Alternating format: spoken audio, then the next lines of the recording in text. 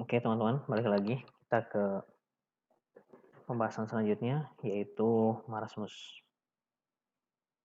Nah, di sini untuk marasmus itu keluhan utamanya biasanya pada anak-anak ya, anak balita, yaitu dengan keluhan utama kurus dan pendek, kekurangan gizi. Nah, juga di sini diperkuat itu sejak lahir sampai 1 tahun mendapat ASI, sejak 6 bulan bubur instan, kemudian bubur nasi dengan kuah, hanya dengan kuah, isi sayuran aja, tidak ada protein. Sini kesimpulannya itu asupan nutrisi dan makronutriennya kurang. Juga pasien menabrak saat senja hari pada saat berjalan, defisiensi vitamin A.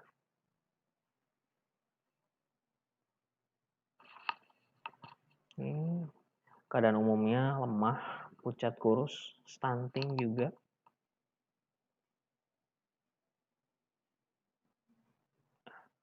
Nah, di sini untuk diagnosis kerjanya itu KIP 3. Kenapa KIP 3? Jadi KIP itu ada 3 ya teman-teman, ada 1, 2, dan 3. Untuk KIP 3 ini biasanya apa yang paling berat? Marasmus kwashiorkor. Kekurangan energi protein 3. Ini untuk ilmu kedokteran dasarnya, metabolisme karbohidrat dari glukosa, terus melalui proses glikolisis, jadi asam pirufat, terus ke dekarboksilasi oksidatif, asam pirufat menjadi asetil-CoA, dan masuk ke siklus asam sitrat dan diubah menjadi ATP.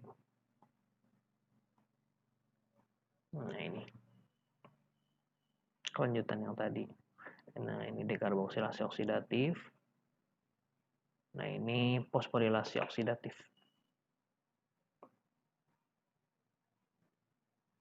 Oke, nah ini kurva pertumbuhan untuk berat badan perempuan karena pasien kita merupakan perempuan. Nah ini untuk panjang badannya. Ini body mass index. Oke. Di sini ada beberapa fase daripada kelaparan, kekurangan energi protein. Yang pertama ada fat stage atau fase kenyang, di mana glukosa yang disediakan dari glukosa yang masuk. Kemudian ada fasted stage atau fase puasa. Di sini glukosa yang disediakan berasal dari pemecahan glikogen pada hepar.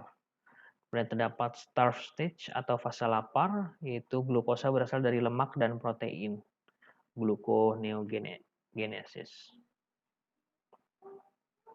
Di sini pengertian dari kekurangan energi protein yaitu di mana keadaan kurang gizi yang disebabkan karena rendahnya konsumsi energi dan protein dalam makanan sehari-hari sehingga tidak memenuhi angka kecukupan gizi.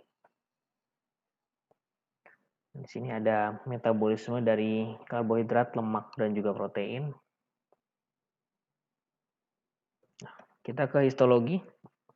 Di sini untuk histologinya, itu histologi dari jaringan adiposa. Terdapat 2, kita bagi, yaitu lemak putih dan lemak coklat. Di mana lemak putih itu terdapat di seluruh tubuh, kecuali pada kelopak dan daun telinga. Fungsi sebagai pelarut vitamin, penyimpanan energi, bantalan alat gerak. Berbentuk unilokuler, selnya bulat dan intinya terdesak ke pinggir. Kemudian untuk lemak coklat itu hanya terdapat pada neonatus saja, yang berfungsi sebagai termogenesis atau mempertahankan panas tubuh. Bentuknya multilokuler dan intinya di tengah. Nah, selanjutnya klasifikasi dari kekurangan energi protein. Itu kita bagi kepada KIP ringan, sedang, dan juga berat. Di sini disebut KIP ringan apabila hasil penimbangan berat badan pada KMS letak pada pita warna kuning. Kemudian KIP sedang bila hasil pertimbangan berat badan KMS letak di bawah garis merah.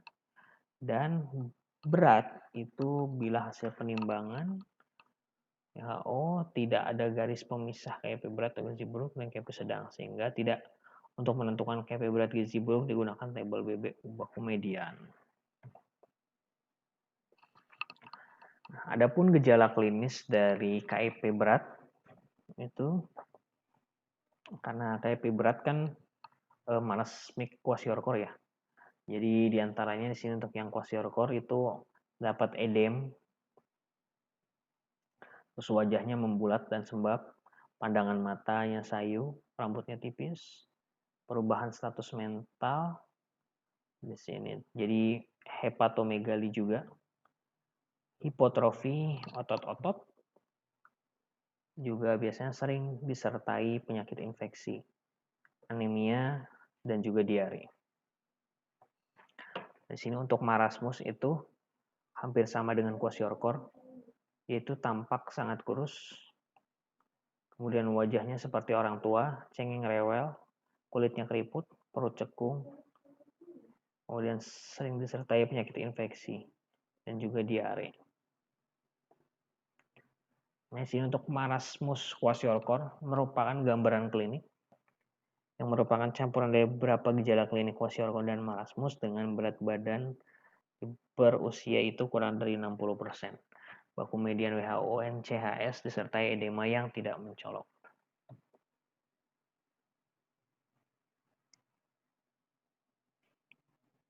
Sini ada bagan mengenai patogenesis dan patofisiologinya. Di sini suatu keadaan malnutrisi atau kurangnya nutrisi asupan pada suatu makhluk hidup manusia. Sini menyebabkan gangguan metabolisme, gangguan makronutrien dan juga mikronutrien. Untuk yang gangguan dari makronutrien, di sini bisa terjadi pada defisiensi karbohidrat, defisiensi protein, dan juga defisiensi lemak. Nah, di sini untuk defisiensi karbohidrat tentunya sumber energi jadi berkurang sehingga badan akan terasa lesu terus-menerus. Kemudian dari defisiensi lemak, itu terjadi peningkatan lipolisis atau penguraian lemak itu untuk menjadi energi. Akibatnya lemak pada subkutan berkurang dan menyebabkan old man face, baggy pants, badan kurus, dan hipotermia. Selanjutnya, defisiensi protein, peningkatan proteolisis. Di sini proteinnya diubah menjadi sumber energi. Akibatnya menyebabkan penurunan dari fungsional proteinnya yang berpengaruh terhadap defisiensi enzim pencernaan, defisiensi globin, dan defisiensi albumin. Ini akan menyebabkan gejala-gejala seperti diare, dehidrasi, sering batuk dan pilek, piting edem, anemia. Oke. Lanjut di sini untuk pemeriksaan. Pemeriksaannya itu ada pemeriksaan fisik tentunya mengukur tinggi badan, berat badan, menghitung BMI atau Body Mass Index, mengukur ketebalan kulit, dan memperkirakan status gizinya juga. Ada pula pemeriksaan penunjang. Di sini yang baiknya dilakukan adalah periksa HB, periksa HT, hematokrit, albumin, serum ferritin, dan juga elektrolit. Nah, di sini untuk yang kasus marasmus kwashiorkor, pemeriksaan fisiknya hampir sama seperti tadi, antropometri, periksa kulit keriput, acid test, edema pucat, moon face, hiperpigmentasi. Kemudian pemeriksaan penunjangnya di sini ada pemeriksaan lab untuk menentukan semisalnya anemia, kerusakan hepa, dan lain-lain. Dan juga pemeriksaan radiologis dilakukan untuk menemukan adanya kelainan pada paru. Ya. Selanjutnya kita ke penata laksanaan. Di sini ada 10 aspek penting yang perlu dilakukan dalam penata laksanaan KIP3, yaitu marasmic kwashiorkor. Yang pertama adalah kita mengatasi atau cegah hipoglikemi, atasi hipotermi, atasi dehidrasi, koreksi gangguan keseimbangan elektrolit, obati atau cegah infeksi, mulai pemberian makan, koreksi defisiensi nutrien makro, fasilitas tumbuh kejar, lakukan stimulasi sensorik, siapkan dan rencanakan tindak lanjut setelah sembuh. Adapun terapi lain yang dapat dilakukan yang pertama itu memberi selimut hangat, agar untuk mempertahankan suhu tubuh pasien, memberi makanan sering mungkin. Namun ini jika berefek. Jika ada tanda-tanda hipoglikemi, periksa gula darah. Terus beri Oralit, beri ceftriaxone 2 kali 400 mg secara IV, kalium 3 kali 300 mg secara per oral, vitamin A 20.000 internasional 200.000 internasional unit, D vitamin, asam folat, zinc, kemudian suplemen Fe dan diet.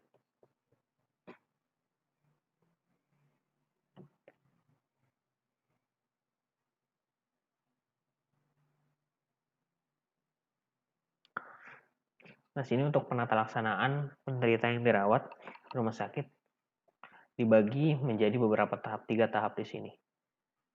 Yang pertama ada fase stabilisasi 1-2 hari, terus ada fase transisi 3-7 hari, dan fase rehabilitasi minggu ke-2 sampai minggu ke-6. Di sini untuk energinya itu 60-70 kilokalori per kilogram berat badan per hari. Kemudian proteinnya 1-1,5 gram per kilogram berat badan per hari. Cairannya 130 ml per kilogram berat badan per hari. Dan teman-teman bisa lihat di tabel ini. Nah, pemberian nutrisinya sih pemberian dapat per oral atau melalui pipa nasogastrik. Si makanan kecil namun pemberian sering. Makanan fase stabilisasi harus hipoosmolar, rendah laktosa dan rendah serat. Diteruskan sampai usia 2 tahun. Nah, adapun komplikasi daripada marasmus ini yaitu hipoglikemi, dehidrasi, dan gangguan elektrolit, gagal hati, dan juga rabun senja. Untuk epidemiologinya di sini banyak terjadi pada anak-anak usia 5 tahun, yang terjadi tentunya di negara berkembang dan berhubungan dengan kepadatan penduduk dan higien yang buruk. Prognosisnya kuat fungsionalnya sama kuat vitamnya AD26.